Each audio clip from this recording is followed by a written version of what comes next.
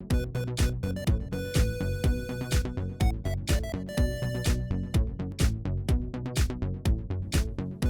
know, I think wearables and smartwatches have really taken off over the past year or two. But one of the companies that kind of started the whole smartwatch trend would have to be Pebble, who launched their watch on a Kickstarter campaign. Yeah, they did it back in 2012, and they raised $10 million on Kickstarter, which at the time was like the biggest Kickstarter campaign of ever. Well, I think one of the challenges with smartwatches is not only the integration with your smartphone, but for me, it's the battery life. And I think that's one of the things that the Pebble watch has had over a lot of these other watches that are on the market right now. Because typically, if you're getting an Apple Watch or some of these Google Wear smartwatches, you're getting a day of battery life. And so today we're having a look at a new one from Pebble. This is the Pebble Time. Yep. And it's got a color e-ink face, which is kind of cool. And using e-ink, you get much better battery life.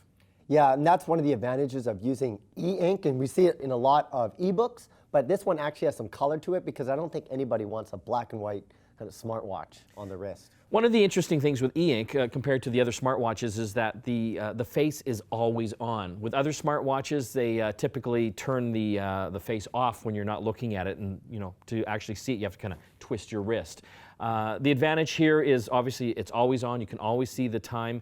And again, using the e-ink on this particular watch, you get up to 7 days of battery life, which is kind of handy. Another thing about the e-ink is that it's not a touchscreen, so you're not going to be operating it with your finger.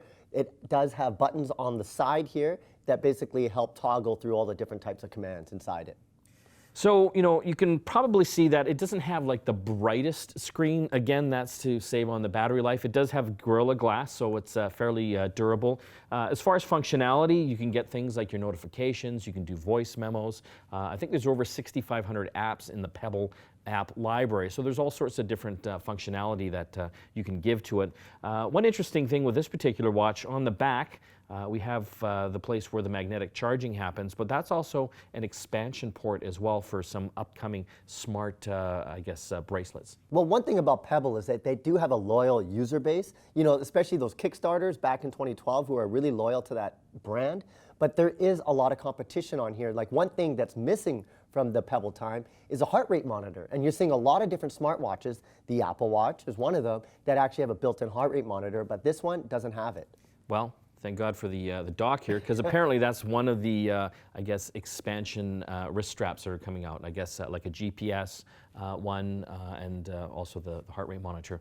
One thing to note, it works really well as far as Android phones go with the notifications and things like text messages. It actually has a built-in microphone so you can respond to the texts, but with iOS on iPhones, it's not as smooth as Android. When you get a text, you can basically look at it and dismiss it. You can't talk back to it. Again, it's the Pebble Time. If you want a watch that lasts for more than 1 day without having to recharge it and a nice color e-ink interface, definitely have a look at the Pebble Time.